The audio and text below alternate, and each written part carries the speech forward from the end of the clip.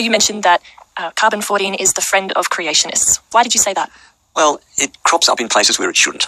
And let me give you some examples. Coal is supposedly tens to hundreds of millions of years old in the evolutionary paradigm, the story of evolution. So, no doubt, of course, there could be no carbon-14 present because, as we've seen earlier, it only survives for tens of thousands of years, not for millions. But a range of samples of coal were tested for the presence of carbon-14, and people can find articles on this in detail on our website at creation.com. Interestingly, every one of those samples that was tested had significant levels of carbon-14 present. Not just background levels or impurities, but substantial amounts, which gave quite accurate, reasonable results within the capability of the equipment doing the measurements. So that would imply that they were much younger than millions of years? Absolutely. So they can't be millions of years old if carbon-14 is still there.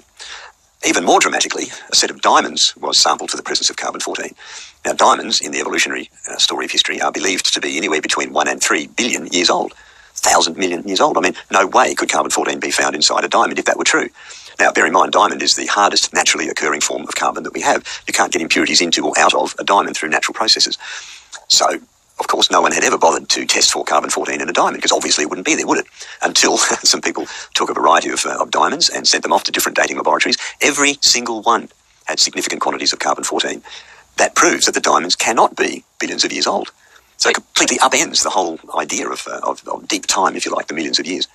So you would say that when we find carbon-14 in coal or in diamonds, that this is much more in line with a biblical timeline? Absolutely, because it contracts the dates for those objects down to only thousands of years.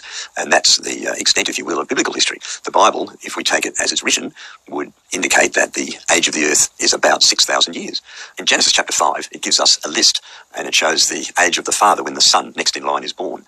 And you can just add those numbers up straightforwardly and discover that from the time of creation to the time of Abraham is about 2,000 years. From the time of Abraham to the time of Jesus is also about 2,000 years.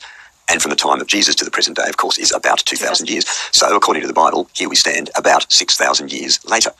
So the whole of the history of the earth is only measured in terms of thousands of years according to the Bible. And there's another place where carbon-14 turns up embarrassingly for the evolutionary story, and that's in the bones of dinosaurs. Now, dinosaurs are supposed to have died out 65 million years ago. No way could there be any carbon-14 inside a dinosaur bone, and yet, consistently, there it is. There are many secular scientific papers now reporting the presence of carbon-14, of soft tissue, blood vessels, red blood cells, collagen fibres, osteocytes, proteins, all sorts of things which cannot survive for millions and millions of years. And there they are in dinosaur bones, along with carbon-14. Is that because they would decay? Exactly, they would fall apart, and all the laws of physics and chemistry tell us that they won't survive for millions of years.